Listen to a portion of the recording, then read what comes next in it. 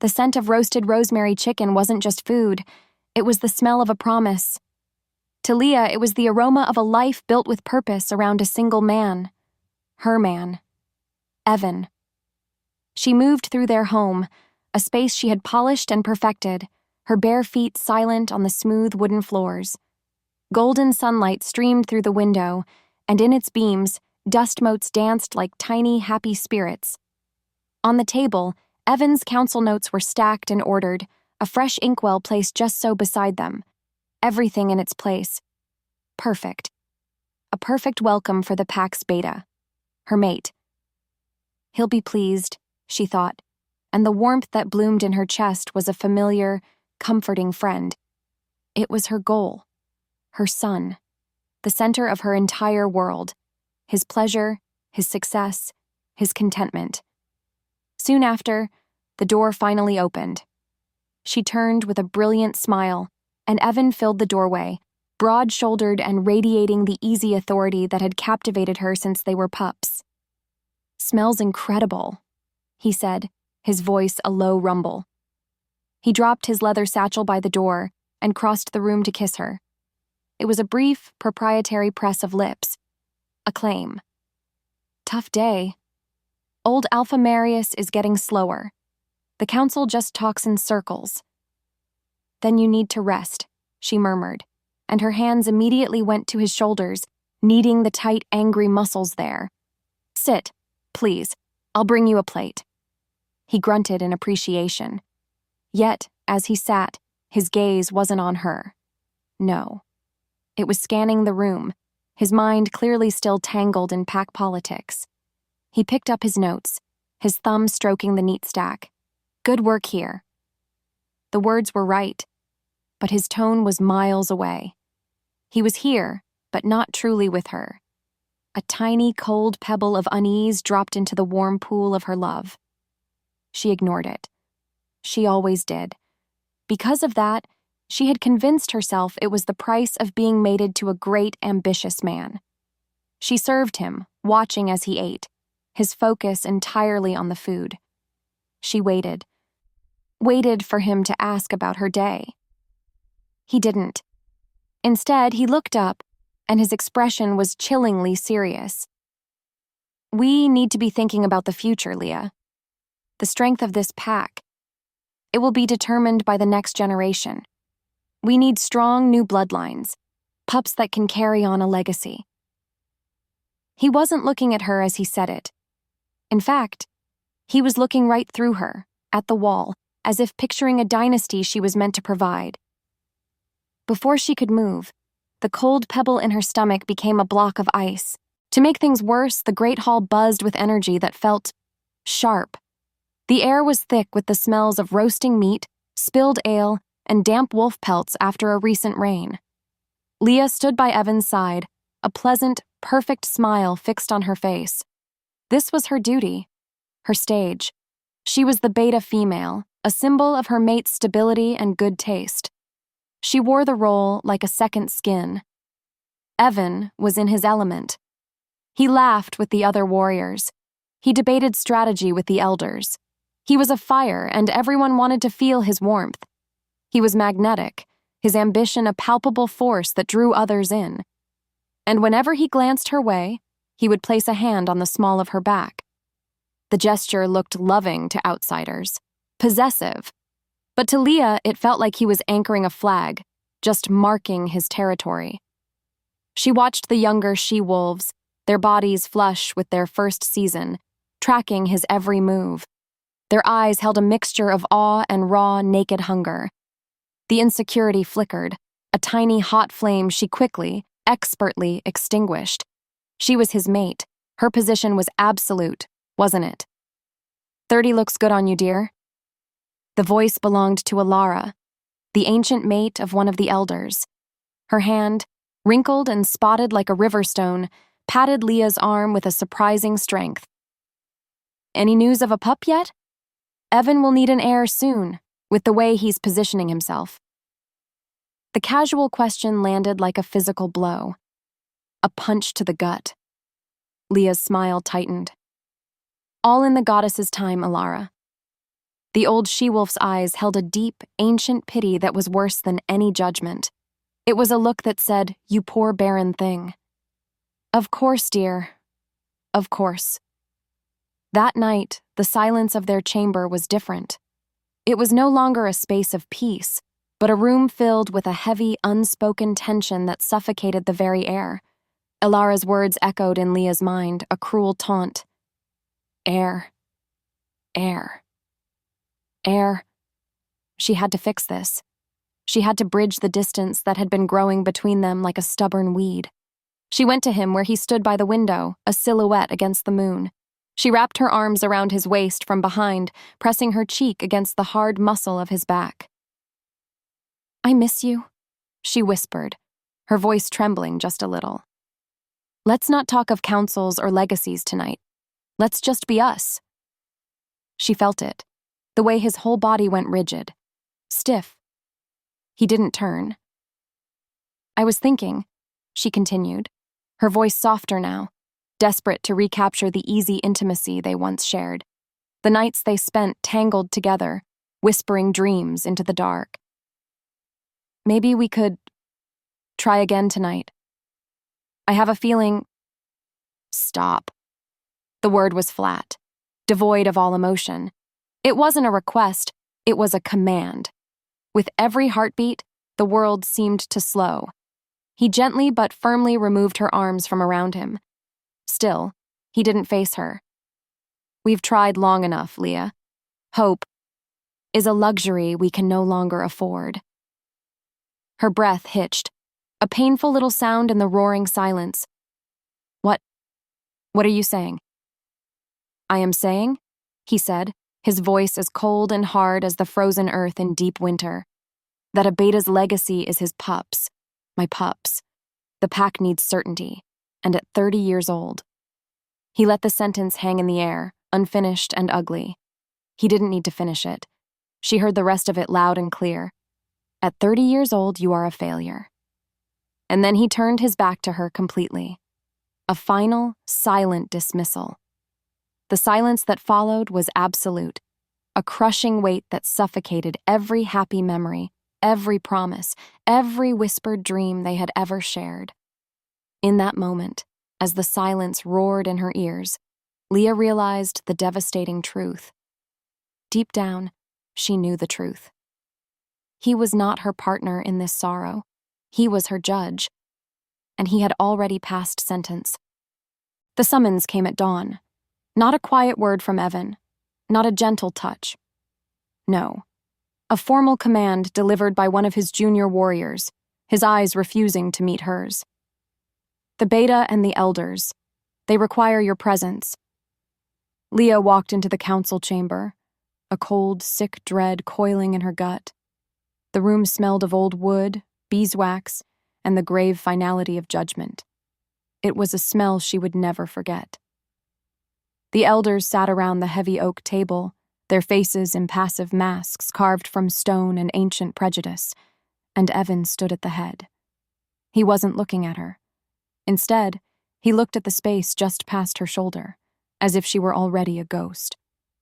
"Leah," he began, his voice the formal, detached tone of a leader addressing a subordinate, not a mate addressing his other half. "We have discussed the future of the pack, and the strength of the Beta bloodline." Her heart hammered against her ribs, a wild bird trapped in a cage of bone beating its wings raw. No. This couldn't be happening.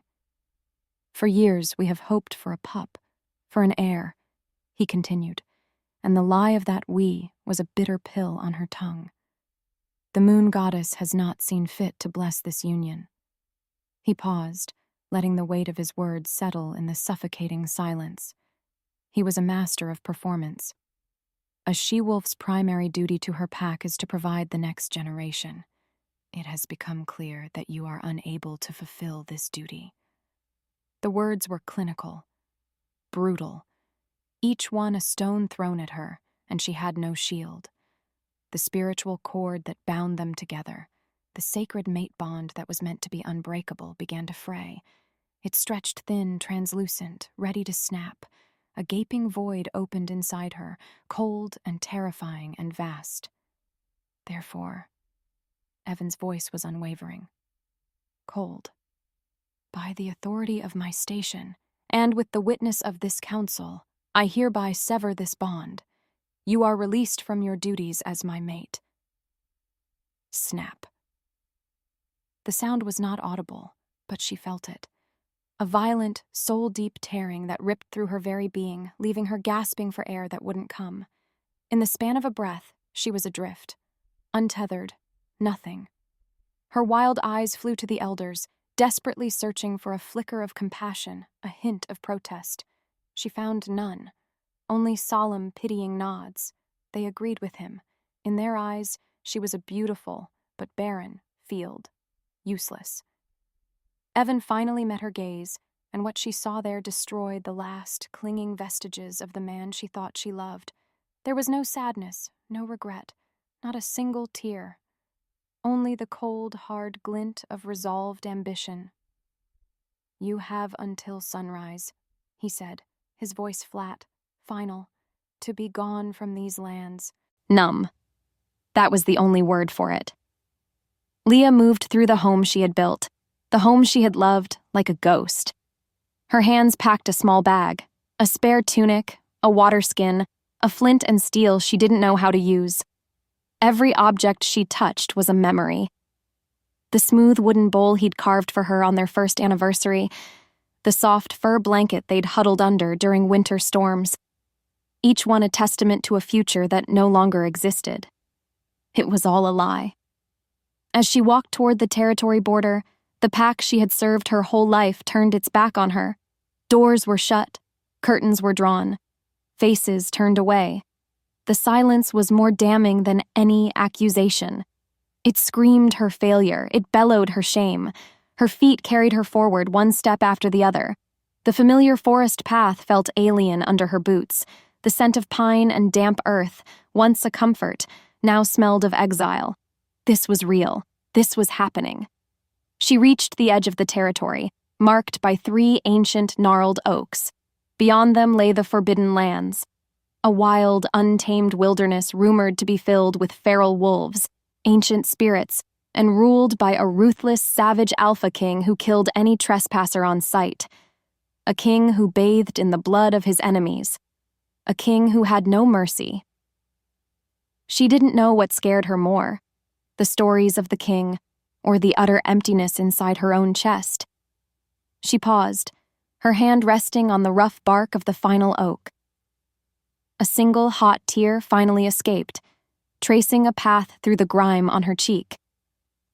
She looked back one last time at the land that had been her entire world, the land that had birthed her and then discarded her.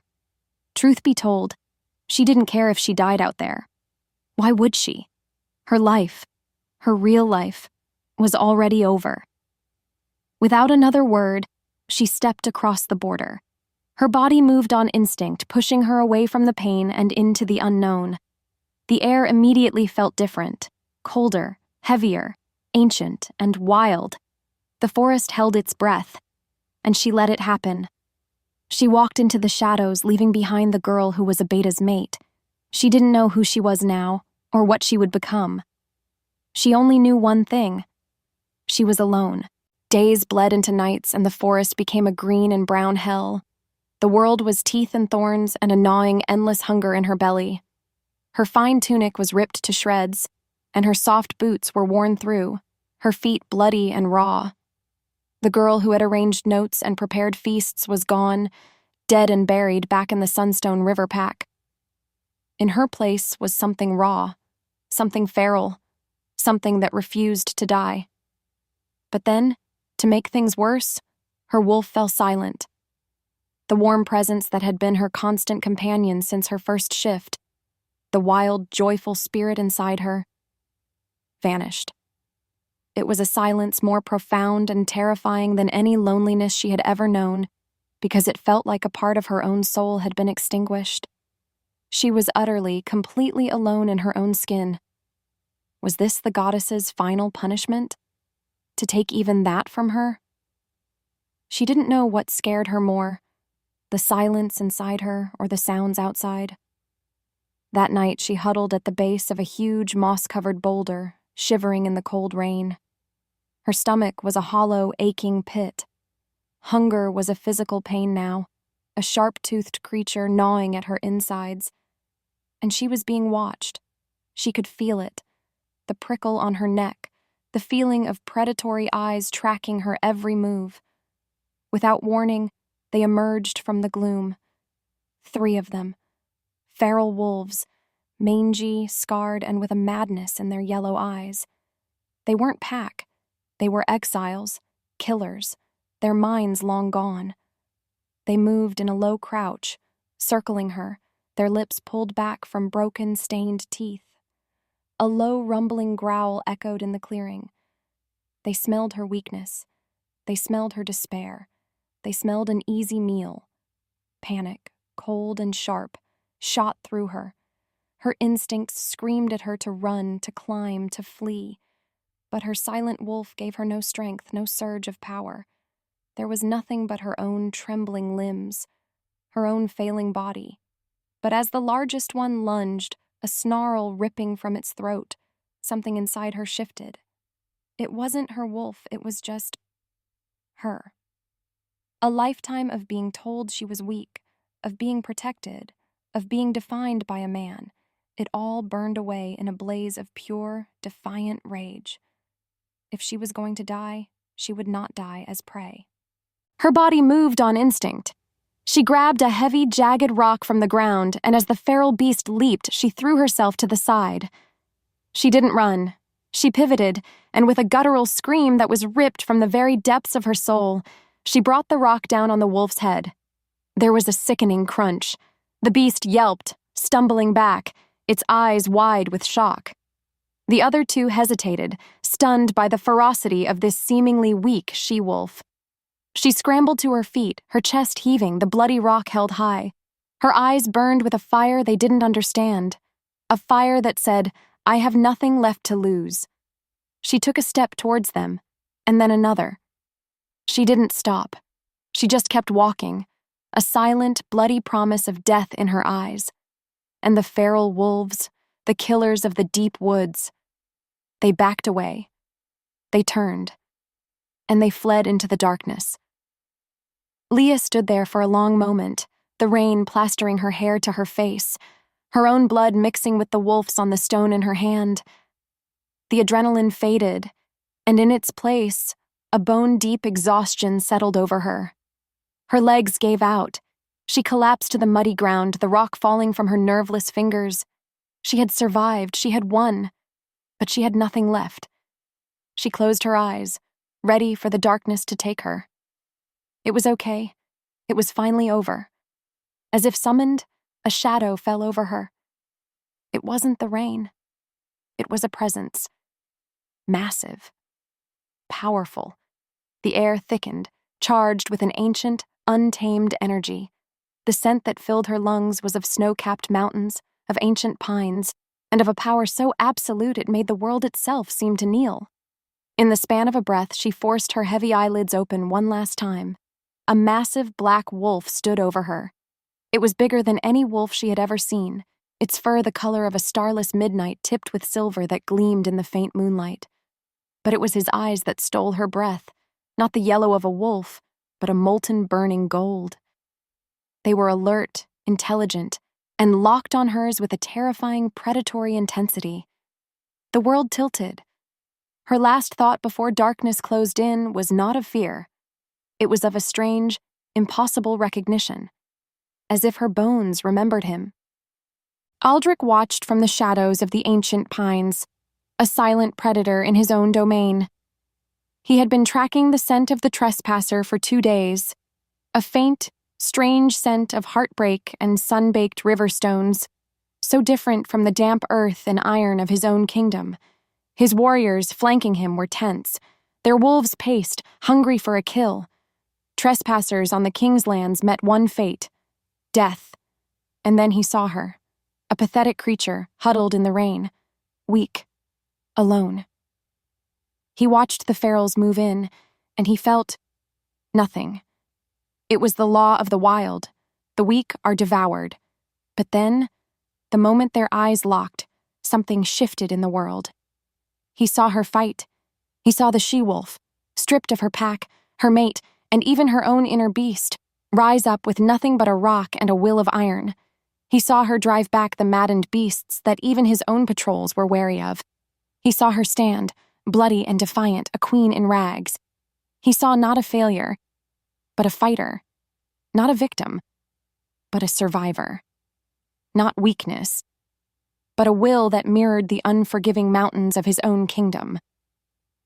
Between one breath and the next, a shockwave ripped through him. A jolt of pure primal recognition that struck him deeper than any blade. It was a feeling he had only ever read about in the old lore, a myth he had long dismissed as a fool's dream. A bond, pulsing, electric, and absolute. Mine. The word was not a thought. It was a truth that slammed into his very soul, rewriting his entire existence in a single heartbeat. His warriors felt the shift in him. They saw his focus, the sudden, predatory stillness that meant the king had chosen his prey. They expected the order to kill. Because of that, their own wolves growled in anticipation. Instead, he stepped out of the shadows. He let his wolf take him, the transformation a seamless, silent ripple of bone and muscle. He wanted to approach her as he was, a beast. He wanted her to see the truth of him first. He stood over her collapsed form, breathing in her scent. Despair? Yes. But beneath it, resilience, courage, and something else. Something that called to the deepest, most wounded part of his own soul. He recognized the look in her eyes just before she passed out. The hollow emptiness of betrayal. It was a look he knew intimately. It was the look he saw in his own reflection every damn day. Without thinking, he lowered his massive head, nudging her cheek with his nose. Her skin was cold. Too cold. He shifted back, his human form materializing from the shadows. His warriors stared, their minds reeling in confusion. The king had never shown mercy. Never. "My lord?" One of them, Kian, dared to ask, his voice a strained whisper. "Your orders?" Aldrich looked down at the unconscious she-wolf, her face pale and beautiful, even caked in mud and blood. He felt a surge of possessiveness so fierce it stole his breath. A rage at whoever had done this to her. A burning need to protect her, to own her, to hear his name on her lips. This changed everything. His plans for a political alliance, his carefully constructed walls, his vow to never again trust a female after Camilla's treachery, it all turned to dust. This was not politics. This was not choice. As if fate demanded it, he knew what he had to do. He bent down and gently, so gently, lifted her into his arms. She was lighter than he expected, and so fragile. He pulled his own fur cloak from his shoulders and wrapped it around her shivering body. He turned to his stunned warriors, his golden eyes blazing with an authority that promised death for any who questioned him. "She is mine," he said, his voice a low, dangerous growl that echoed the beast within. "Take her to my chambers. Now, warmth." That was the first thing she registered. A deep, penetrating warmth that chased the bone-deep chill from her limbs. The second was the scent. Wood smoke, melted snow, and a rich masculine scent that was both intimidating and impossibly comforting. The scent of the black wolf. As if pulled by a string, her eyelids fluttered open. She wasn't in the forest. She was in a vast chamber, lying on a bed piled high with thick, soft furs. A huge stone fireplace crackled merrily across the room, casting dancing shadows on walls of dark, carved wood and stone. It was a room built for a king, primitive, powerful, and undeniably masculine. Her thoughts spun. Where am I? What happened? And then she saw him. He was sitting in a large throne-like chair near the fire, watching her. The Alpha King. Aldrich. He was just as she had imagined from the terrifying stories, and yet, nothing like them. He was huge, his shoulders broad enough to block out the firelight, his black hair long and untamed, a scar, thin and white, cut through one dark eyebrow. But his eyes, they were the same molten gold as the wolf's, and they were fixed on her with an intensity that made her skin burn. Her breath caught, her heart hammered against her ribs. This was it, the savage king. He had found her. He would kill her. She tried to scramble back to get away, but her body was too weak. A pathetic whimper escaped her lips. The king didn't move. He didn't smile. He didn't threaten. He just watched her, his expression unreadable. After a moment that stretched for an eternity, he spoke. His voice was a low, gravelly rumble, like stones shifting deep in a mountain. "You are safe here." The words didn't make sense. Safe? Here? In the den of the monster from the stories? As if he could read her thoughts, he gave a slight, almost imperceptible nod. "No one will harm you." He gestured to a small table beside the bed. On it was a wooden platter with roasted meat, fresh bread, and a steaming mug. "Eat. You need your strength." She stared at the food, her stomach clenching with a hunger so powerful it made her dizzy. But she didn't move. No matter how hard she tried, she couldn't shake the fear. This had to be a trick. A game. With a single glance, he seemed to understand. He rose from his chair and her entire body tensed. He was even bigger standing up, a true force of nature. He walked to the bedside, and she flinched as he reached down. But he didn't touch her. Instead, he picked up the platter and placed it gently on her lap. "I am not the monster from your pack's stories," he said, his voice softer now, though it still held an edge of raw power. "And I am not your former mate. I do not discard things of value." Her head snapped up. How did he know? How could he possibly know anything about her? The space between them burned with unspoken questions. He stood there, a mountain of a man, looking down at her. And for the first time since she'd fled her home, she felt seen. Not as a failure, not as a barren she-wolf, but as a survivor, as something of value. Her voice trembled when she finally spoke, a dry, hoarse whisper. "Why?" He didn't answer right away. His golden eyes searched hers, as if looking for something deep within her soul. "Because you are mine," he said, and the words were not a threat, but a statement of absolute, irrefutable fact. He then asked the simplest, yet most profound question she had heard in a lifetime. "What is your name?" Before the words left her lips, she knew this moment was a turning point. "Leah," she breathed. He tasted the name on his tongue, his voice a low murmur that sent a shiver down her spine. "Leah." He said it not with pity, but with a strange, possessive reverence, as if he were speaking the name of his future queen. Come morning, Leah woke to the feeling of being watched. Her eyes snapped open, her body instantly tense. He was there. Aldrich. Still in the large, throne-like chair by the now dying fire, a thick fur pulled over his shoulders. He wasn't sleeping. He was just watching her. His golden eyes were intense, unblinking, as if he had been sitting there all night, a silent guardian at the foot of her bed. The moment their eyes locked, the air in the room thickened, crackling with an energy she couldn't name. Her heart skipped. "You are a quiet sleeper," he said, his voice a low rumble in the stillness of the room. "For a fighter." She didn't know what to say. Was that a compliment? A threat? She pulled the soft furs tighter around her neck, a useless shield against his penetrating gaze. She was a bird with a broken wing, trapped in the den of a great black wolf. A beautiful, warm, comfortable den, but a cage nonetheless. Maybe it was fate that had brought her here, or maybe it was just dumb, rotten luck. He seemed to sense her fear, because he rose slowly, deliberately. "I have had clothes brought for you. They are there." He gestured with his chin to a wooden chest at the foot of the bed. "Food will be brought when you are ready." He moved toward the massive wooden door of the chamber, his presence so overwhelming that he seemed to suck all the air out of the room with him. At the door he paused, his hand on the iron latch, but he didn't turn around. "You are free to go anywhere you wish, within the fortress walls," he stated, his voice flat. "My scent is on you now. The guards will not harm you. No one will." Which meant, of course, that she couldn't leave.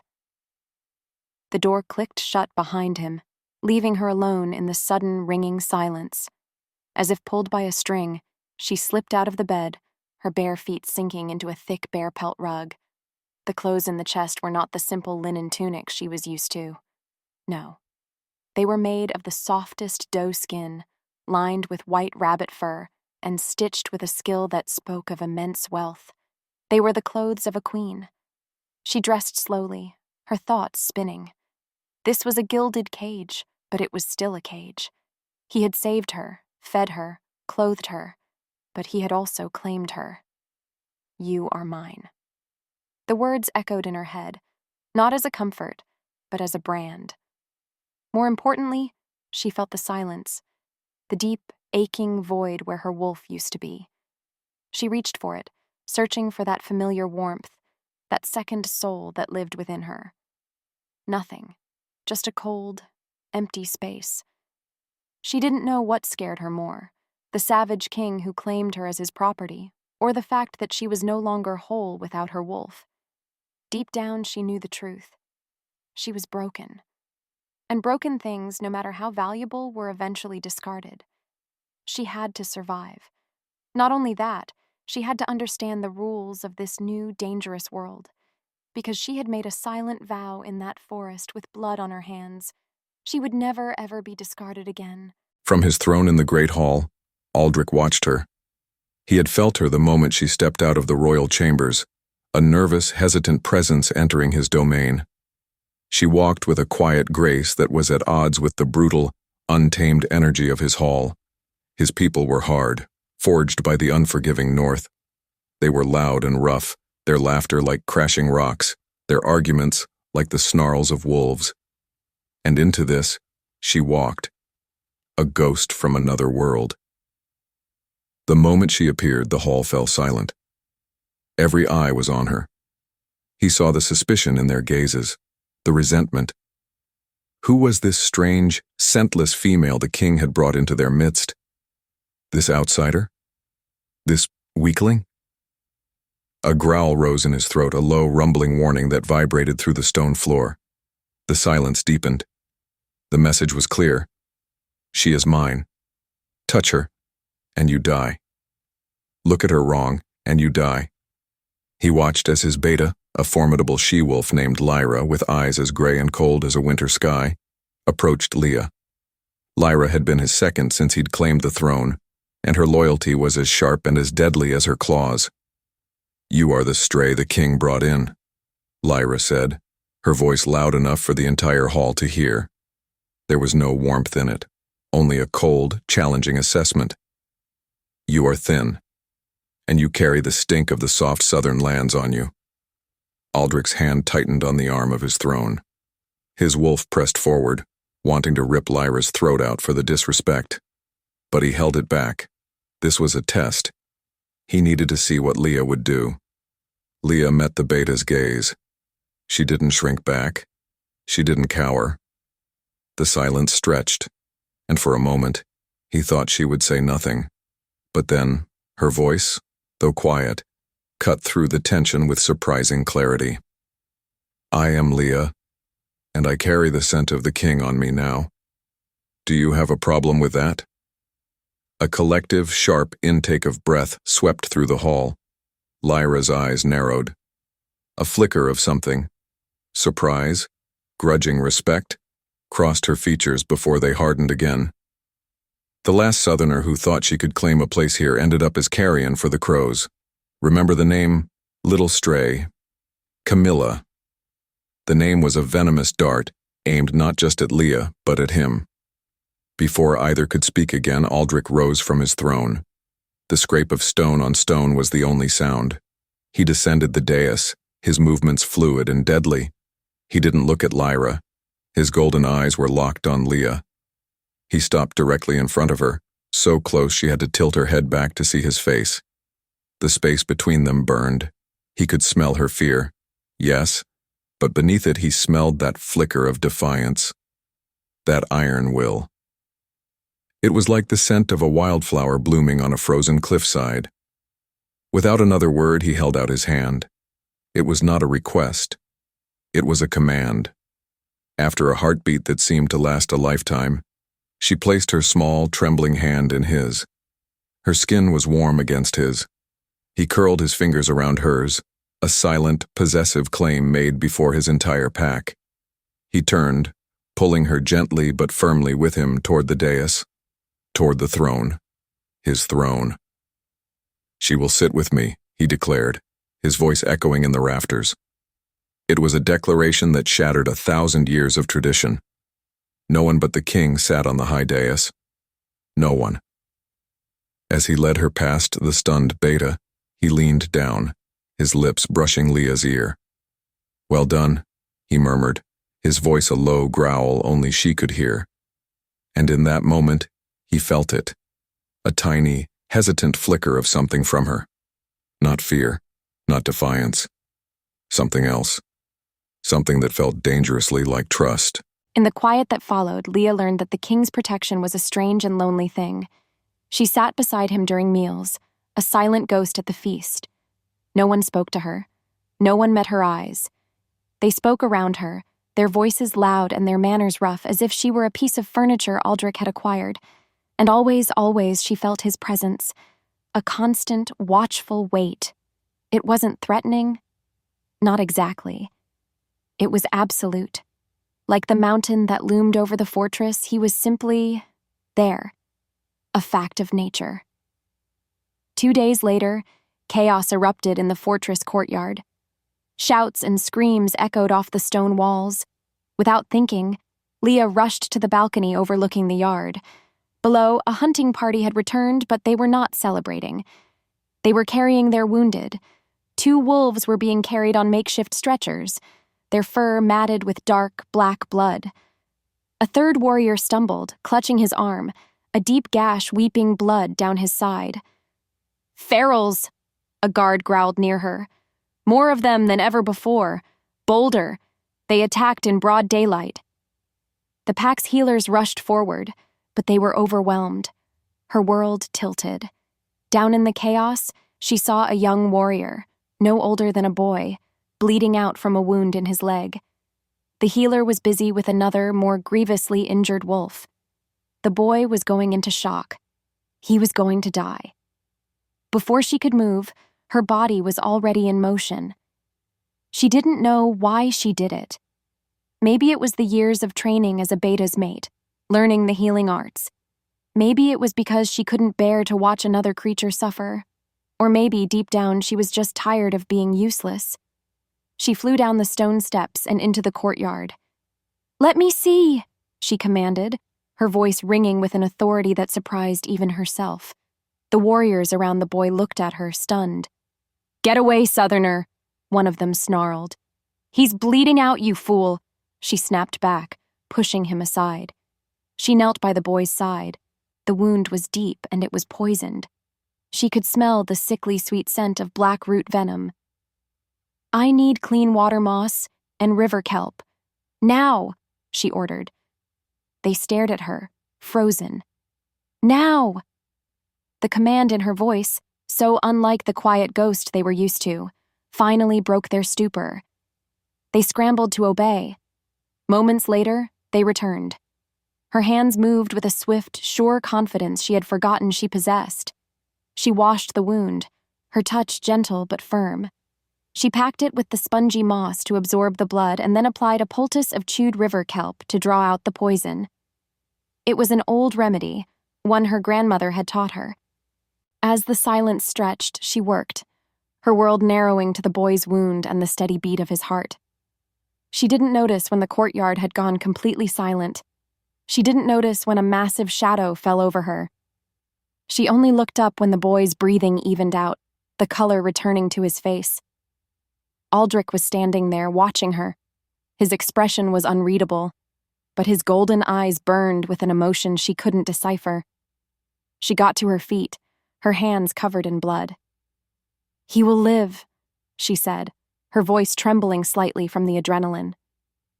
The king's gaze dropped to her hands. He stepped forward, and before she could react, he took her hand in his. His thumb gently wiped away a smear of blood from her skin. His touch was surprisingly soft, sending a jolt of fire blooming beneath her skin. "You have a cut," he murmured, his voice a low growl. He pointed to a small, shallow scratch on her forearm she hadn't even noticed. He didn't say thank you. He didn't praise her. He just looked at the tiny scratch on her arm as if it were a grievous wound, as if the sight of her blood was a personal insult to him. "The ferals are getting worse," he said, his golden eyes finally lifting to meet hers. And in them, she saw it. Not just possession, not just authority, but a raw, burning pride. They are hunting in packs now, organized. Something is leading them. And in the stillness that followed, she knew this was more than a home, more than a prison. It was the front line of a war. And somehow, she had just found herself standing on it. After that, something in the fortress shifted. The air itself. He watched from the high battlements as Leah moved through his world. She was no longer a ghost hiding in the chambers of a king. No, she had walked into the heart of his pack, into the blood and chaos of the healer's den, and carved out a place for herself with her own 2 hands. His people noticed. He saw it in the way the warriors, once hostile, now gave her slight, respectful nods. He saw it in the way the mothers would seek her out for remedies for their sick pups. They no longer saw her as the stray. They saw her as the healer, a woman of value, a woman of strength. And his beta, Lyra, watched her with a sharp, assessing gaze that was no longer filled with contempt. Instead, it was filled with a grudging, wary respect. More importantly, he saw the change in her. A quiet confidence began to bloom in her cheeks. The haunted, broken look in her eyes was receding, replaced by a steady, focused light. And because of that, a dangerous, unfamiliar feeling began to take root in his own chest. It wasn't just the possessiveness of the mate bond. It was something deeper, something that terrified him. It felt like hope. He hated it. Hope was the emotion that had led to Camilla's betrayal. Hope was a vulnerability, a weakness. That night, he found her in the healer's den, long after the others had gone to their beds. She was grinding herbs with a stone pestle, her brow furrowed in concentration. The air smelled of lavender and something sharp, like mint. The moment their eyes locked, she stilled. "You should be resting," he said, his voice a low rumble. "There's a fever sweeping through the western barracks," she replied, not looking away. "This will help break it." He walked toward her, his boots silent on the stone floor. He stopped in front of the table, his presence filling the small room. He looked at the array of herbs and poultices. "You know our ways of healing." It wasn't a question. "Some are the same," she said softly. "Some are different. The earth provides the same cures, even if the hands that gather them are strangers."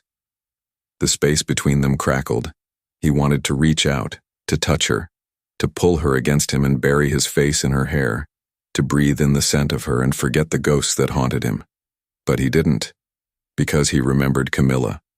He remembered her soft hands, her whispered promises, and the cold, sharp sting of the poisoned blade she had pressed against his throat. Never again. "Lyra tells me the feral that attacked you, the one you killed, had a strange mark carved into its paw," he said instead, his voice hard. "A crescent moon," Leah's hand stilled on the pestle. Her eyes widened slightly. "A mark? I didn't. It was hidden by the fur," he cut in. "These attacks are not random. The ferals are being led. Someone is organizing them. Someone with intelligence." She looked up at him, and in her eyes he saw not fear, but a shared seriousness, a shared purpose. She wasn't just a refugee he was protecting. She was becoming an ally, a partner. Her soul answered the unspoken question in his eyes. "What was she like?" Leah asked. her voice barely a whisper. Camilla. The name hit him like a physical blow. No one had dared speak that name to him in years. His jaw tightened, and the beast within him snarled. He wanted to shut her down, to command her silence. But he couldn't, because of the way she was looking at him, with a genuine, aching curiosity. She was a lie. He finally growled, the words tasting like ash in his mouth.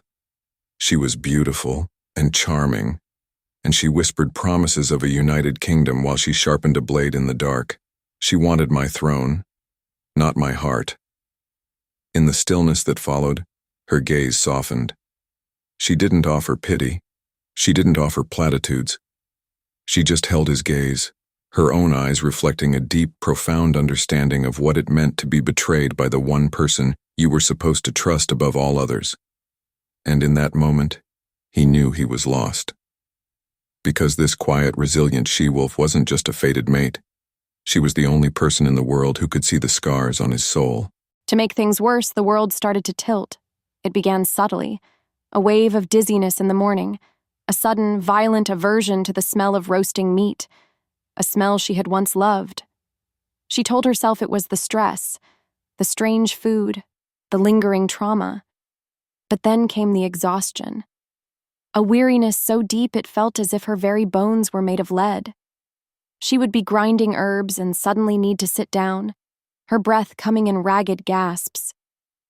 Lyra watched her with those sharp gray eyes, her expression unreadable. One afternoon, Leah was helping the head healer, an old, wise she-wolf named Morwen, sort through winter supplies. Without warning, the scent of a particular drying herb, wolfsbane, hit her like a physical blow. Her stomach churned violently. She pressed a hand to her mouth and bolted from the room, barely making it to the courtyard before she was sick.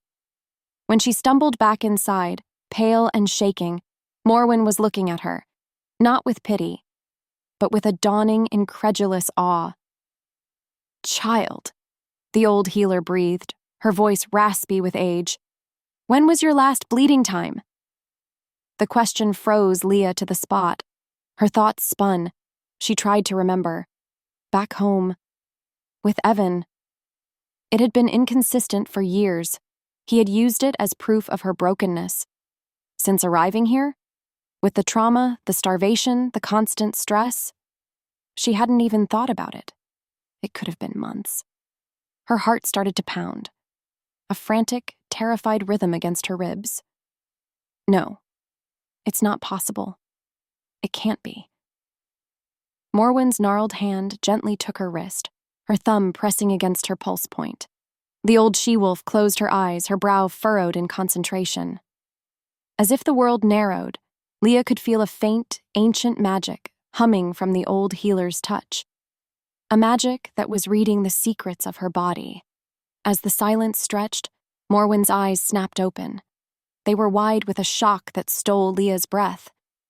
"Goddess above," Morwen whispered, her voice filled with a reverence Leah had never heard before. "Child, you are not sick." Leah's breath caught, her world tilted on its axis. "You carry a miracle," Morwen said, her voice trembling. "The king's heir." The words didn't register at first. They were just sounds, impossible sounds. Heir, her, the barren one, the broken one, the one who had been discarded for her failure. And then Morwen added, her voice dropping to an awestruck whisper.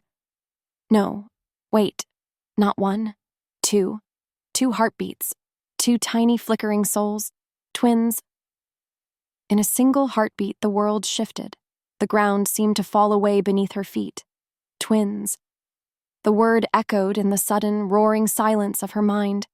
Every cruel word Evan had ever said to her, every pitying look from the pack, every night she had cried herself to sleep believing she was a failure. It all shattered. It was all a lie. He had lied. He had known. He must have. He had made her believe she was barren so he could cast her aside for someone younger. The fury that rose in her was a white-hot volcanic rage, a fury so powerful it almost brought her to her knees. But beneath the rage was something else, a fierce, protective wave of pure, unadulterated joy. She wasn't broken. She was whole. She was a mother. Her hands moved on instinct, coming to rest on her still flat stomach.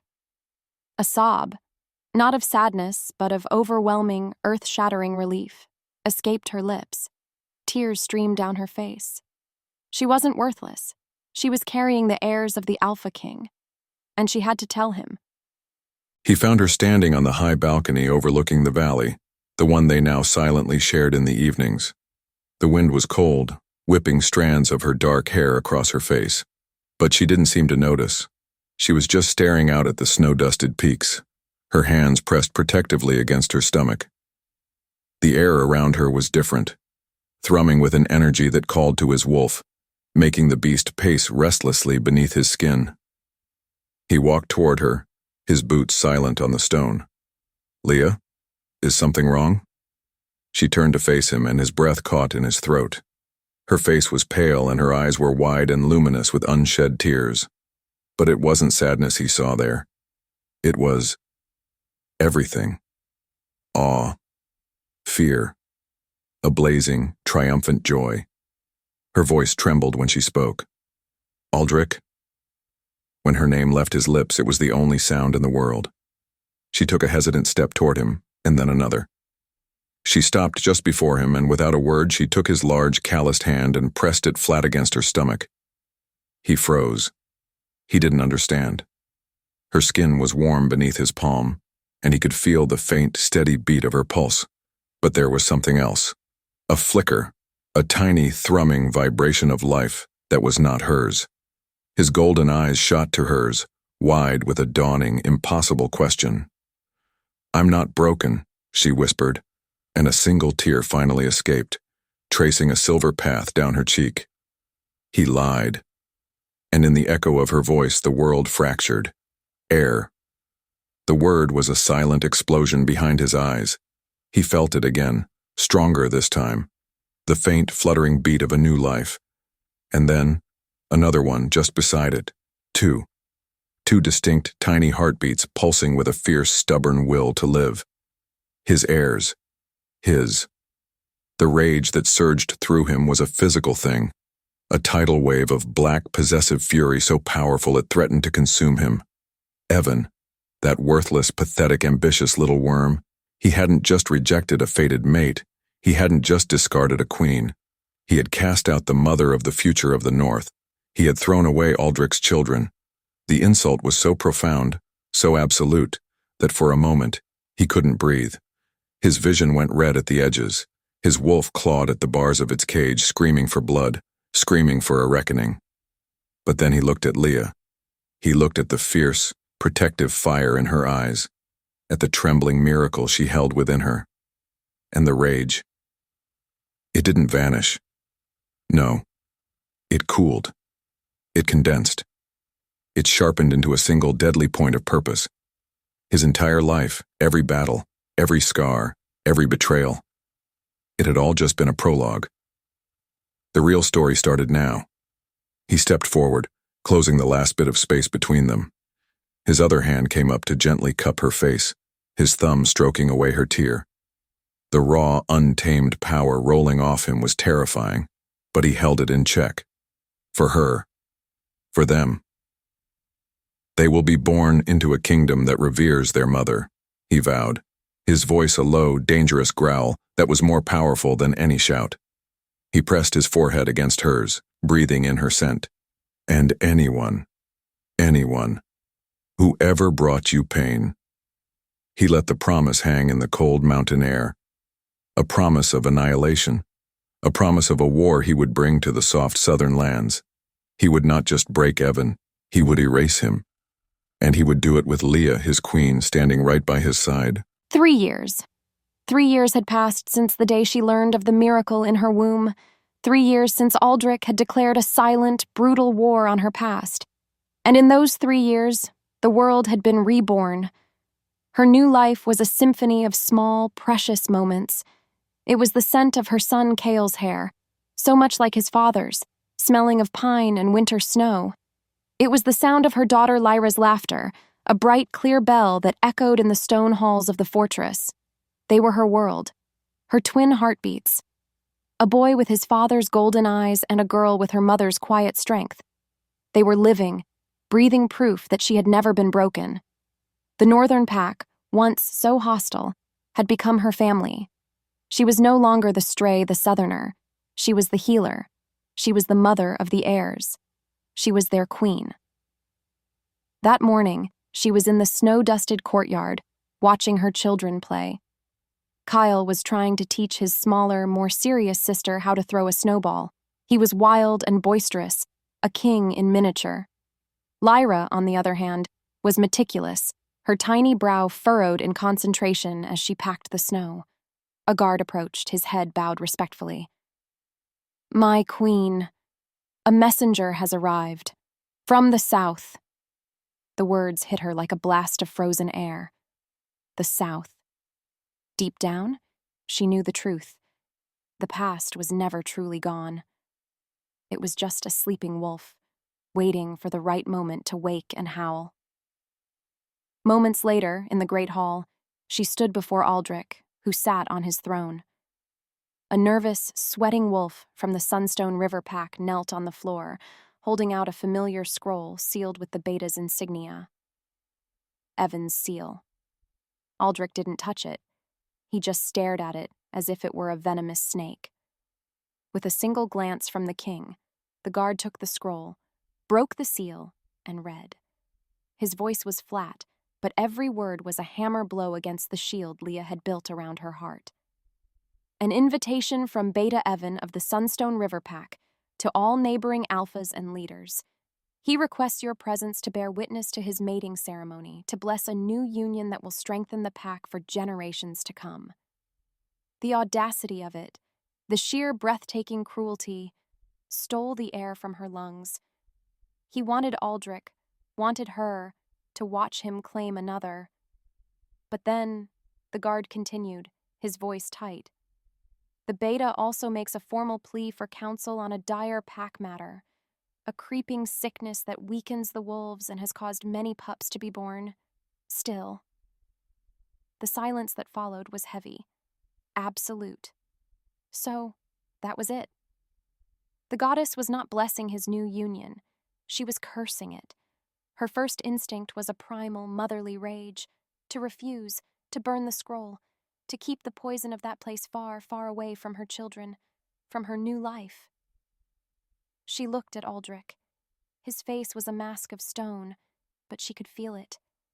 The seismic fury rolling off him in waves. His wolf was at the surface, a razor's edge from breaking free. His golden eyes were not just angry. They were glowing with the promise of annihilation. As the silence stretched, he finally spoke, his voice a low, terrifying whisper that was colder than any winter storm. "They are not inviting us to a celebration," he said, his gaze fixed on the kneeling, trembling messenger. "They are inviting their own doom." That night she couldn't sleep. She stood on their balcony, the cold stone a stark reality beneath her bare feet. The wind whispered through the pines, carrying the scent of her new home, her sanctuary, and a part of her, a terrified, wounded part, wanted to hide here forever. She wanted to let Aldrich handle it. She wanted him to march his armies south and wipe the memory of Evan and the Sunstone Pack from the face of the earth. It would be so easy. But then, she thought of her children. She thought of Lyra, with her quiet, watchful eyes. She thought of Cale, with his bold, fearless heart. What would they see if she hid? A mother who was still afraid. A queen who had to be shielded by her king. They would see a woman still ruled by the ghosts of her past, and she would not, could not, let that happen. Because of that, she knew what she had to do.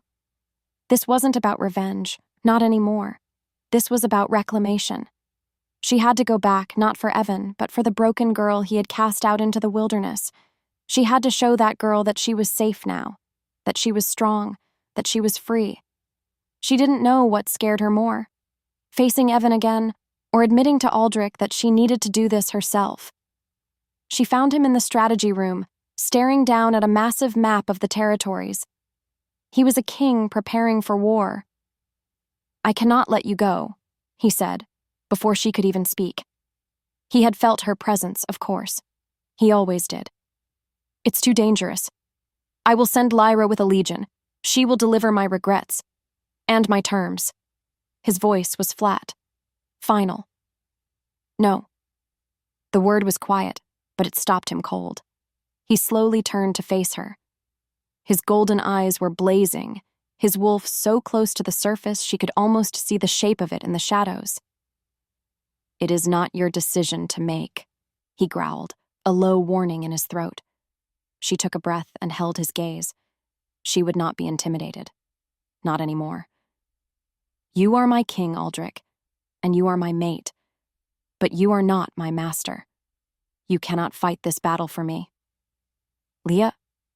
No, you will listen, she said, her voice gaining strength. That man didn't just reject me. He tried to erase me. He tried to convince me and the whole world that I was worthless. If I hide behind your armies now, I am letting him win. I am letting him keep a piece of my soul that he does not deserve. The tension broke. He saw the iron in her spine. He saw the queen she had become. My children, she continued, her voice softening, but losing none of its resolve, will not have a mother who runs from shadows. They will have a mother who walks into the dark and reminds it why it should be afraid of her. They deserve to see that their mother bows to no one's judgment. Not ever again. In the stillness that followed, she saw the battle raging within him. The wolf that wanted to destroy, the king that wanted to protect, and the mate that was finally seeing his equal. He crossed the room in 2 long strides. He didn't touch her. He just stood before her, his gaze searching hers.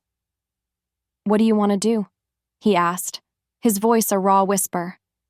A fierce, triumphant smile touched her lips for the first time. I will go, she said, her voice firm and clear.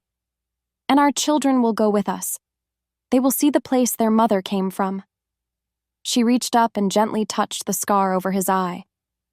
And they will see the weak man who unknowingly gifted her a kingdom. Pride. It was a strange, unfamiliar feeling. Not the pride of a conqueror or the pride of a king. No.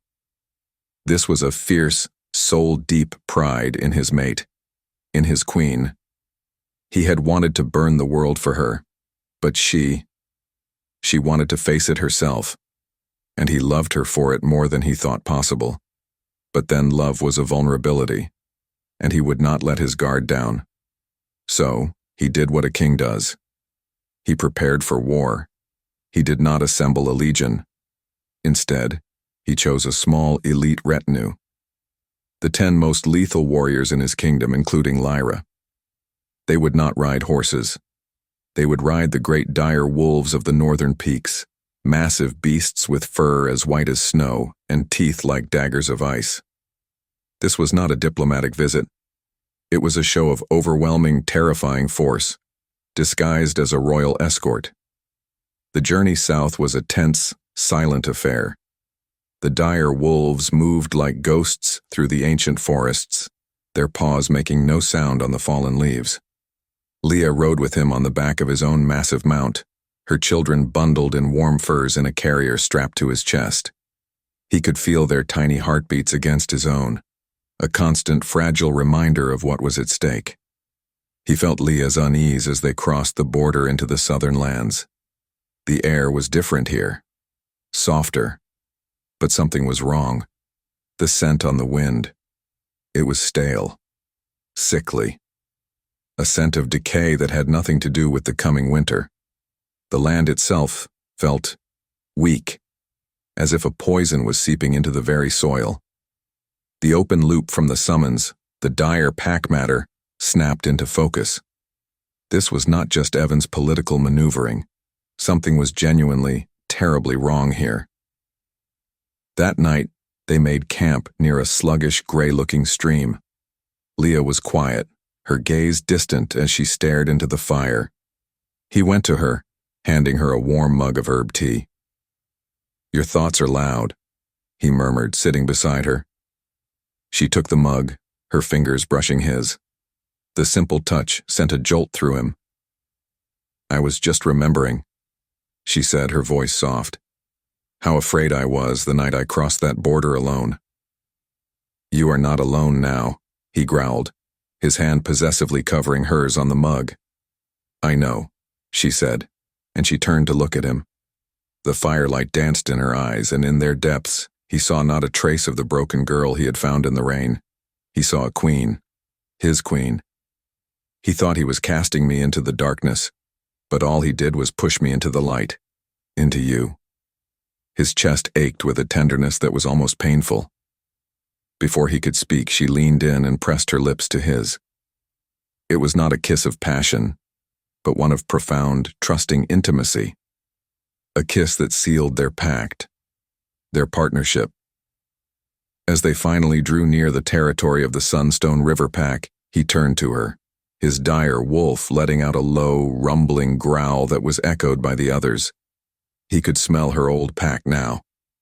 The scent was a miasma of fear, sickness, and the cloying, sweet smell of Evan's arrogance. Are you ready? He asked, his voice a low whisper against her hair. She straightened her back, her hand coming to rest on the heads of her children sleeping against his chest. A fierce protective fire bloomed in her eyes. She looked at the darkening path ahead and gave a small, dangerous smile. They are not. The scent hit her first. It was the smell of home, pine, river water, wood smoke. But beneath it something was wrong. A sickly, sour undercurrent of decay and despair. It was the smell of a pack losing its hope. And as they rode into the main settlement of Sunstone River, the feeling only grew worse. This place, once so vibrant and full of life, was now a portrait of quiet misery. The wolves they passed were thin, their fur dull, their movements sluggish. An unnatural silence hung over the village, broken only by the occasional weak, hacking cough. The healthy, boisterous pack she remembered was gone. In its place were ghosts. And the ghosts had staring eyes. As they saw her, riding beside the formidable northern king with two healthy, vibrant pups strapped to his chest, the whispers started. Eyes widened, jaws dropped, and she saw it all. The shock, the disbelief, and the judgment. They weren't looking at a visiting queen. No. They were looking at the barren one, the failure, who had somehow tricked a great king and returned with the one thing they were all losing: healthy children. The old shame, a poison she thought she had purged from her veins, began to seep back in, cold and familiar. Her spine stiffened. She lifted her chin, refusing to let them see her falter. But inside, the broken girl was starting to scream. And then she saw him. Evan. He stood on the steps of the great hall waiting for them. And he was not alone. Beside him stood a young she-wolf, barely more than a girl, with wide, innocent eyes and long blonde hair. She was beautiful, fertile, everything Leah had failed to be. Evan looked exactly the same. Confident, arrogant, the perfect, smiling beta. He radiated a smug satisfaction that turned Leah's stomach to ice.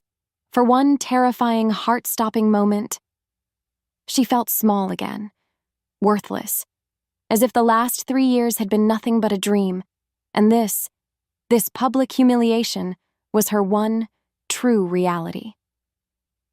Aldrich felt it, of course. She felt the shift in him beside her, the air around him crackling with a sudden, dangerous cold. The low, rumbling growl of his dire wolf was a promise of death. They dismounted, and the world seemed to hold its breath. Evan stepped forward, his smile never faltering. But his eyes, when they landed on the children strapped to Aldrich's chest, held a flicker of something ugly. Shock, and a flash of pure, venomous envy. "King Aldrich," he said, his voice smooth as polished stone. He bowed his head, a perfect picture of respect. "We are honored by your presence." He then turned to Leah, and his smile became a weapon. "Leah, it is a surprise to see you again. You look well. You look well." The casual words were a dagger, meant to dismiss her entire journey, her survival, her new life. Meant to say, "See? I did you a favor." Before she could find her voice, the young she-wolf beside him stepped forward, her hand resting possessively on Evan's arm. "So, this is the one you told me about," she said, her voice dripping with a sweet, condescending pity. The poor, barren elder. The world narrowed to a single point of roaring, white-hot sound. The air was stolen from her lungs. She was no longer a queen, no longer a mother, no longer a healer. In that moment, she was nothing but the scar of Evan's rejection, and it was bleeding all over again. Aldrich felt her pain as if it were his own. A sudden, sharp wave of fear and crushing insecurity slammed into him through their bond, so powerful it almost buckled his knees. It was the raw, terrified agony of a soul being flayed open, and it was a feeling he had not felt from her in years. His wolf snarled, a savage beast clawing at the bars of its cage, demanding he rip these pathetic Southerners to shreds for what they were doing to his mate, for what they were doing to his queen. But then, another feeling mixed with her pain, something he didn't recognize, a deep, chaotic swirl of memory and emotion so tightly bound to the wolf standing before him, to Evan, that he couldn't separate them. And his own ghosts rose up to meet hers. He saw Camilla. He saw her smiling, beautiful face the day she had been caught with another male, how she had sworn it was a mistake, a moment of weakness. He remembered the pain and the confusion. Was it his fault? Had he not been enough? He remembered the doubt, the sickening, corrosive doubt that had eaten away at him, and now, feeling Leah's turmoil, his own trauma twisted her pain into something ugly, something familiar. He misinterpreted it completely. This wasn't just the pain of old wounds being reopened. No, his scarred heart told him this was something more. This was the pain of unresolved attachment, the pain of seeing the man she had once loved with another. A cold, possessive jealousy, an emotion he loathed, an emotion that reminded him of his own weakness, gripped him with iron claws. As if fate demanded it, he did the one thing he shouldn't have. He pulled back. He shut down his own emotions, encasing his heart in ice. His presence, which had been a burning shield beside her, became a cold, watchful wall of stone.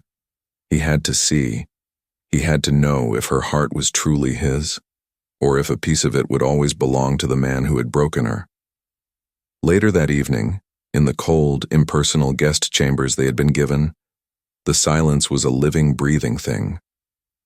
The children were asleep in the next room, but their presence did nothing to warm the Arctic chill that had fallen between their parents. Leah stood by the window, staring out at the sickly, dying forest of her childhood. She was trembling. He watched her, his own heart a knot of fury and doubt. He had to ask. He had to know the truth, no matter how much it might destroy him.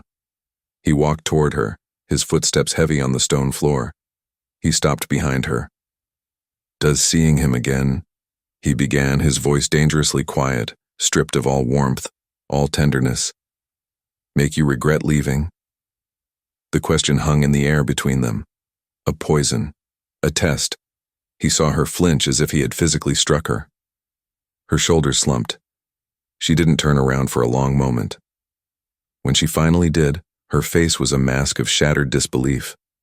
Her beautiful eyes, which had been filled with so much strength and fire, were now just filled with a deep, bottomless hurt. And in that moment, seeing the wound he had just inflicted, he almost took it back. But the ghost of Camilla whispered in his ear, "Don't be a fool again." So he held his ground, his face a hard, unforgiving mask. He waited for her answer, bracing himself for the lie. Because no matter what she said, his own broken past had already decided he wouldn't believe her. The world shattered. Aldrich's question wasn't just a question. It was a judgment. The same judgment she had seen in the eyes of the pack. The same judgment she had seen in Evan's smug smile. And now it was in the eyes of her mate, her king.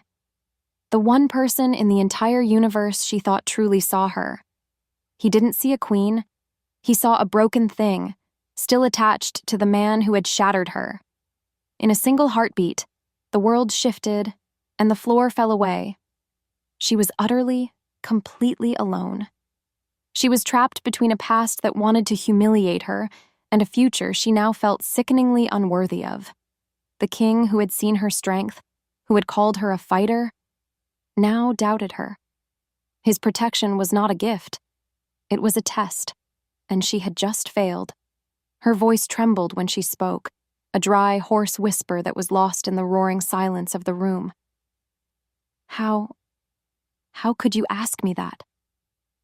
He was your mate for 15 years, Aldrich growled, his voice a low, brutal thing.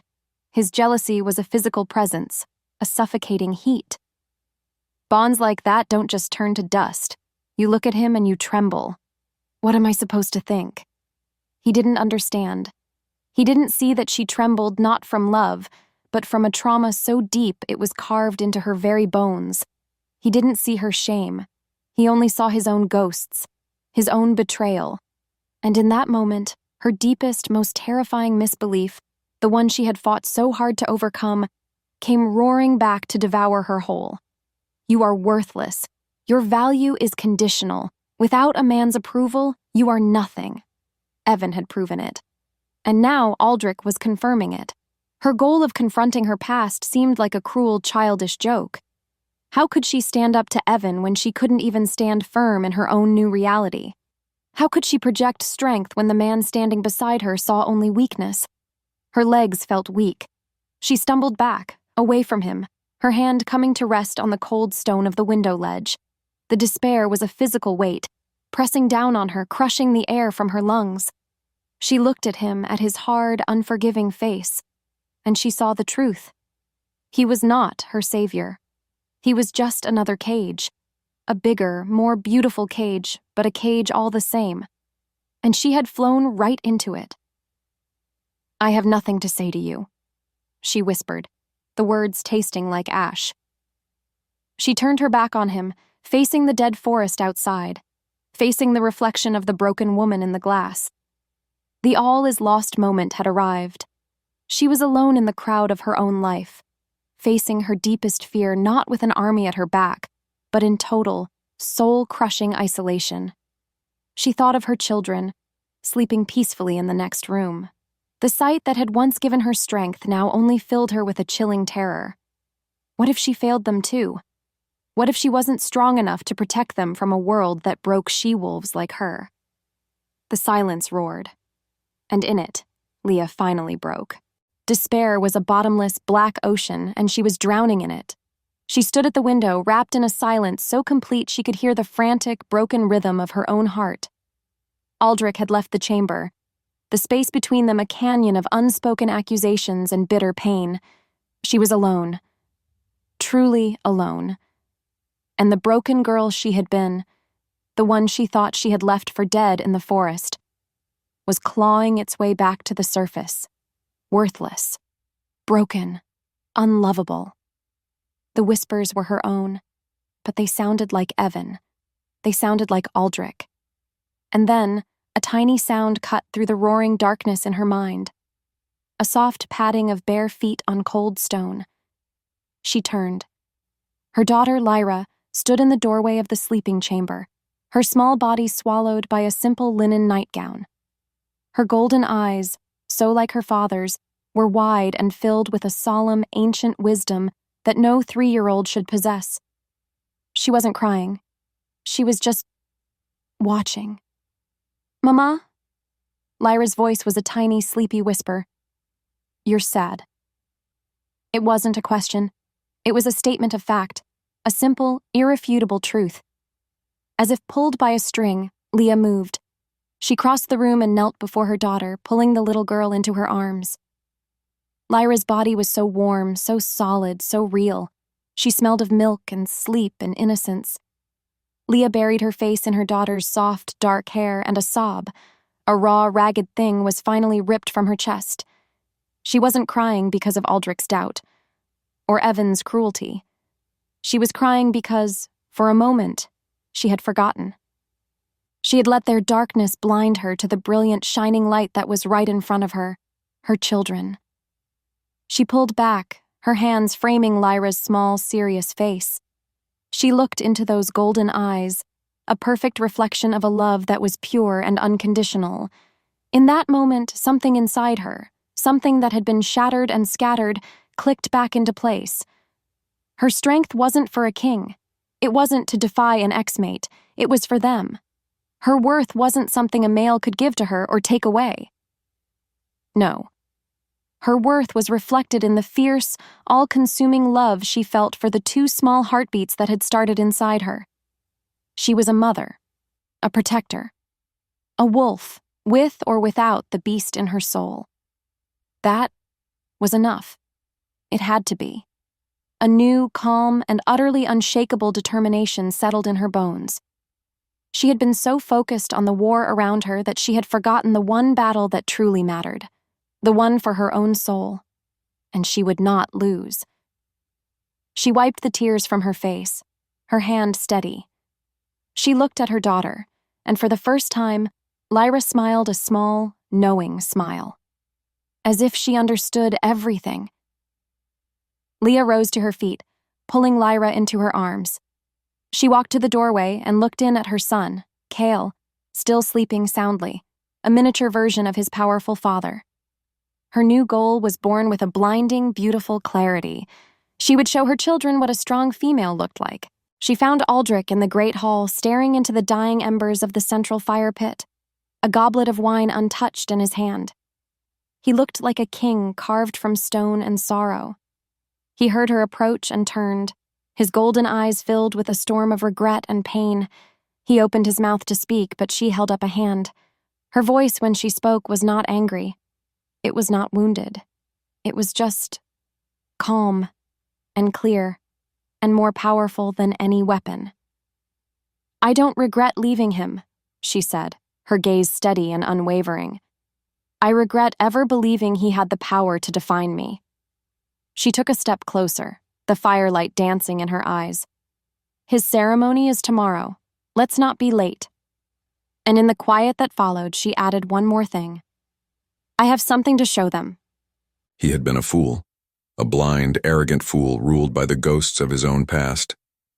He stood in the hall, the silence of his own making pressing in on him, and felt the full, crushing weight of his mistake. He had taken her pain, her trauma, and twisted it into a reflection of his own betrayal. He had looked at the purest, most resilient soul he had ever known, and he had accused her of being tainted. The wolf inside him whimpered, a low, mournful sound of self-loathing. He had wounded his mate. He had broken her trust. There was no greater sin. When he heard her footsteps, he braced himself for her anger, for her tears, for the cold, dead silence of a bond severed by his own stupidity. But then he saw her, and the world stopped. She stood in the archway, their daughter in her arms, and she was transformed. The despair was gone. The hurt was still there, a faint shadow in the depths of her eyes, but it was overshadowed by something new, a resolve as hard and as beautiful as a diamond. She was not a queen, because he had chosen her. He saw that now. He was just the fool who had been lucky enough to find a queen who had survived all on her own. Her words hit him harder than any physical blow. "I regret ever believing he had the power to define me." In that moment, he finally, truly understood. Her battle was not with Evan. It was with the ghost of the worthless girl Evan had tried to create. And he, in his own blind jealousy, had just sided with the ghost. Shame, a hot, bitter thing, washed over him. He crossed the space between them, his heart a heavy stone in his chest. He stopped before her, drinking in the sight of her strength. He was humbled by it, humbled by her. "Leah," he began, his voice raw, stripped of all its royal authority. "Forgive me." She just looked at him, her gaze clear and steady, waiting. "I was wrong." He forced the words out, the admission costing his pride everything. "I saw Camilla's betrayal where I should have seen your scars. I let my past poison our present. I failed you." She listened, her expression unchanging, and he knew he deserved her silence. He deserved her contempt. He had broken the most precious thing in his life. But then, her eyes softened. Just a little. "No," she said, her voice quiet but firm. "You did not fail me, Aldrich. You reminded me of something I had forgotten." He stared at her, confused. "That my strength is not a gift from you," she explained, her voice gaining a soft, powerful cadence. "It is my own. I earned it. In the forest, in the mud, and my worth." She smiled, a small, sad, beautiful smile. "My worth is not something you or any other male gets to validate. It just is." His breath caught. She reached out her free hand and placed it on his chest right over his heart. "There is nothing to forgive," she whispered. "But there is something to understand. We are mates. We are equals. Your ghosts are not my ghosts, and my scars are not my weakness. They are the map that led me home, to you, to our children." The bond between them, which had been stretched and strained, did not just snap back into place. No, it rewove itself, stronger than before, forged now in the fire of true, painful understanding, not just faded passion. They were a united front, a king and a queen who had both seen the ugliest parts of each other, and had chosen to stand together anyway. A slow, dangerous smile spread across his own face. "Then let's not be late for the celebration," he murmured, his voice a low growl of promise. He looked at his mate, and his wolf rose to meet her, not with jealousy, but with pure, unadulterated adoration. Evan of the Sunstone River Pack had no idea what was coming for him. The next day, they did not prepare for battle. They prepared for a performance. Leah chose her gown with care. Not the soft doe skin of the north, but a gown of deep, midnight blue silk that shimmered like a starless sky. It was simple, elegant, and regal. She braided her dark hair, weaving in small silver bells that chimed softly with every movement. She was not dressing as a warrior. She was dressing as a queen, a mother, a survivor. Aldrich stood beside her, a mirror image of dark power. He wore no crown, no ceremonial furs, just simple black leather that fit him like a second skin, emphasizing the raw, predatory power of his body. He was not a king attending a party. He was a wolf walking into a den of lesser beasts, and between them their children. Cale dressed in a tiny, perfect replica of his father's leathers, his golden eyes wide with excitement. And Lyra in a simple white dress, holding her mother's hand, her gaze as solemn and as knowing as ever. They were a portrait of undeniable power, a family, a dynasty. As they walked from their chambers, the northern warriors, led by Lyra the Beta, fell into step behind them. Not as guards, but as a royal honor guard. Their faces were grim, their movements silent. They were a procession of ghosts from a land of ice and shadow, and their destination was the heart of the sun-drenched, dying south. The tension in the Sunstone settlement was a palpable thing. The air crackled with it. The pack members who had gathered for the ceremony parted before them like a river splitting around a great, unmovable boulder. They stared, their eyes wide with a mixture of fear and awe. Leah kept her gaze forward, her chin high. She could feel their stares. She could hear their whispered shocks. But they didn't matter. None of them mattered. Her world had narrowed to the 4 people in her procession: her mate, her son, her daughter, and herself. As they approached the great hall, the heavy oak doors swung open, and there, standing at the center of the hall, bathed in the light from the high windows, was Evan. He had a smug, triumphant smile on his face, his new bride-to-be clinging to his arm. He was at the peak of his ambition, the center of his universe. The smile froze on his face the moment he saw them, the moment he saw her. Leah met his gaze across the crowded hall. She didn't falter. She didn't flinch. She just held his gaze, and she let him see. She let him see the quiet, unbreakable strength in her eyes. She let him see the formidable, deadly king who walked beside her as an equal.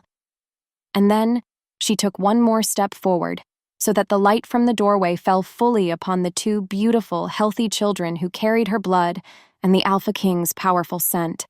The hall, which had been buzzing with anticipation, fell into a sudden, deathly silence.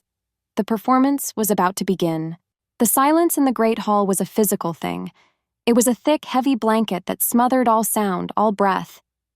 Leah walked forward, her steps measured and silent on the stone floor. She did not look at the shocked faces of her former pack. She did not look at the stunned visiting alphas. Her entire world narrowed to the man standing before the ceremonial altar. Evan. His smug smile had not just frozen. It had shattered. His face, usually so handsome and confident, cycled through a series of ugly, raw emotions. Shock, disbelief, fury. And then, as his gaze fell fully upon the two healthy, vibrant children in Aldrich's arms, children who carried the unmistakable golden eyes of the North, pure, unadulterated horror. Beside him, his pretty blonde bride-to-be stared at the twins. Her hand, which had been clinging possessively to Evan's arm, fell away as if she'd been burned. Her wide, innocent eyes darted from the children to Leah and then back to Evan, a dawning, sickening understanding blooming on her face. The poor, barren elder had birthed the heirs of the Alpha King. Leah didn't need to say a word. Her very existence was the accusation. Her children were the verdict. Her king was the executioner. She stopped a respectful distance away, a queen observing a lesser court. She held her head high, a calm, serene smile on her lips. The broken girl who had been cast out of this very hall was gone forever. In her place stood a woman who had walked through the fires of hell and had not been burned. The silence stretched. With every heartbeat, Evan's world was visibly crumbling. The whispers started then, a low, venomous hiss that swept through the hall. He cast her out for being barren, but she has pups, the king's pups. His carefully constructed image, his entire legacy, was turning to ash right before his eyes. Finally, Aldrich's voice cut through the tension. It was not a shout. It was a low, conversational thunder that filled every corner of the hall, vibrating in the very bones of all who heard it. He looked directly at Evan, his golden eyes filled with a cold, predatory amusement. "You discard a queen," he stated, his voice dangerously soft. "You get a king." He then shifted his gaze to the stunned crowd, his hand coming to rest possessively on the small of Leah's back. It was not the gesture of an owner marking a flag. It was the gesture of a king presenting his most prized, most deadly treasure. "She is my Luna," Aldrich declared, his voice ringing with absolute final authority. "And these are my heirs." He paused, letting the full weight of his words crush the last of Evan's hope. "You have invited us to celebrate a new union. Instead, you will bear witness to the strength of the one you cast away." The aftermath was not a battle. It was a dissection. Aldrich watched with cold satisfaction as Evan's world was dismantled, piece by pathetic piece. He didn't need to raise his voice or lift a hand.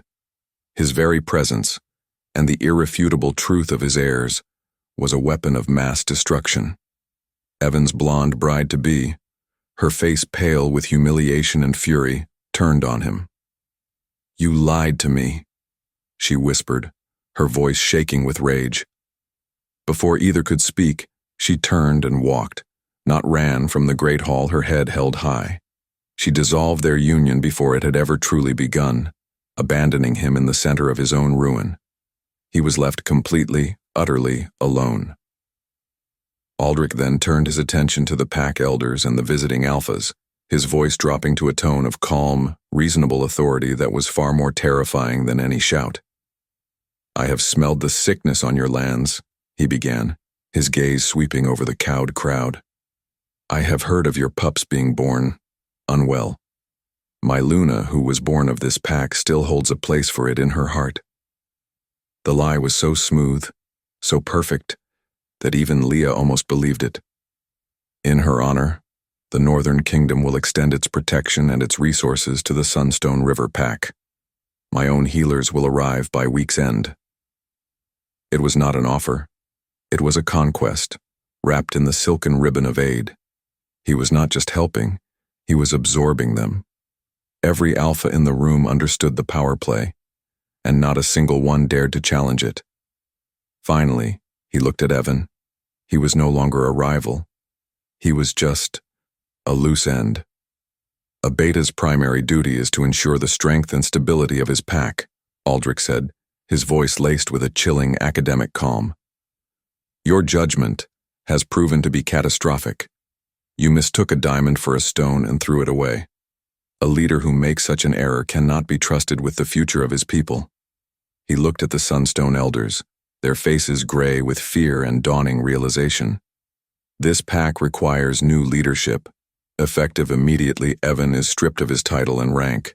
You will choose a new beta from among you. He didn't need to say what would happen if they refused. The 10 northern warriors who had been standing like silent white-furred statues all shifted their weight at the same time. The subtle threat was unmistakable. The head elder, the same man who had nodded in agreement as Leah was exiled, bowed his head low. As you command, Alpha King, he rasped. Aldrich gave a final, dismissive glance at the broken man who had once been Beta. He was nothing now, a ghost in his own home. Without another word, Aldrich turned. He offered his arm to his queen, and together, with their children and their honor guard, they walked out of the great hall, leaving the ruins of a lesser man's ambition behind them without a single backward glance. Weeks later, she stood on the high balcony of the northern fortress, the cold, clean air a balm against her skin. Snow fell in fat, silent flakes, blanketing the world in a pristine, quiet white. This was home now. Not just a sanctuary, but her home. It smelled of pine and wood smoke and the untamed, beautiful wildness of her mate. The silence here was not empty. It was peaceful. Behind her, in their chambers, she could hear the sound of her children's laughter, the sound that was the bedrock of her new life. A fire crackled in the great stone hearth, its warmth reaching her even out here in the cold. This home was not built for a man's ambition. It was built for a family. She heard his footsteps, the familiar, silent tread of the great wolf. Aldrich came to stand beside her, his presence a solid, comforting wall against the winter wind. He didn't speak. He just wrapped his strong arms around her from behind, pulling her back against his chest. He rested his chin on the top of her head, and together they watched the snow fall. There were no more ghosts, no more doubts. He is gone, Aldrich murmured into her hair, his voice a low, gentle rumble. Word came this morning. He left the pack in the night, a wanderer, an exile. Leah felt nothing. No pity, no satisfaction, just a quiet, final sense of closure. Evan was a part of a different story, a different life. He was a prologue she had long since finished reading. His story is over, she whispered, her own breath fogging in the cold air. Ours is just beginning. She leaned back against Aldrich's solid warmth, her hand coming to rest over his on her stomach. She thought of the broken, terrified girl who had stumbled across the border into this kingdom, believing her life was over. She thought of the woman she was now, a queen, a mother, a healer, a mate, an equal. Her worth was not something that had been given to her on this balcony. It was something she had forged herself, in the forest, with blood on her hands and ice in her veins. Rejection hadn't been her end. It had been her crucible. It had burned away the girl she thought she was and revealed the queen she had been all along. Aldrich's love had not been her salvation. It had been her destination.